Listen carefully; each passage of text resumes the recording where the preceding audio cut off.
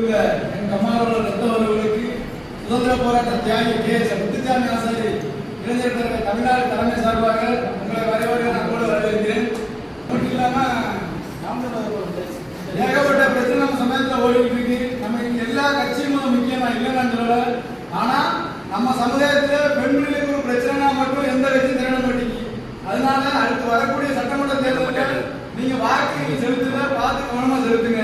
ஏன்னா இதே தூத்துக்குடி மாவட்டத்தில் கோயில்பட்டியில, ஆமா அதே தூத்துக்குடி மாவட்டத்தில் கோயில்பட்டியில உங்களுக்கு நல்லாவே தெரியும், 18 வயசு சின்ன பையல போனாங்க.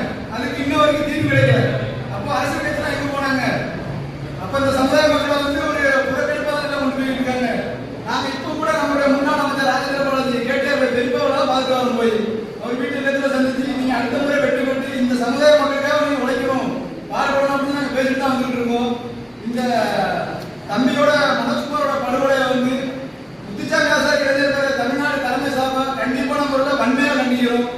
அது மட்டும் இல்லாம அவங்களுடைய குடும்பத்துக்கு நிதி உதவியும் அந்த கவர்மெண்ட் அரசாங்க வேலையும் கண்டிப்பான முறையில் கொடுக்கணும்.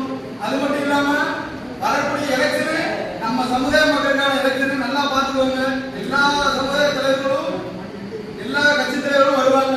அது எந்த மாற்றமே கிடையாது. ஆனா நம்ம சமுதாய மக்களுக்கு ஒரு பிரச்சனை அப்படின்னா எந்த கட்சி வந்து நமக்கு நிற்கோ அவங்களுக்கு நம்மளோட ஆதரவு கொடுக்கும். அது மட்டும் இல்லாம எல்லாரும் வருவாங்க. இந்த மாதிரி நாளைக்கு வந்துட்டு உங்களுக்கு நாங்கள் அது செய்வோம் எல்லா வாக்குறுதியும் தான் செய்வாங்க. ஆனா நம்ம வீட்டுக்கு பொண்ணுகளுக்கோ இல்ல நம்ம சமுதாயத்தில் உள்ள இளைஞர்களுக்கோ பெய்யாளுக்கோ ஒரு பிரச்சனை அப்படின்னா யாருமே வரமாட்டாங்க. ஏன்னா காரணம் என்ன அப்படின்னா நம்ம சமுதாயத்துக்கு ஒற்றுமை கிடையாது.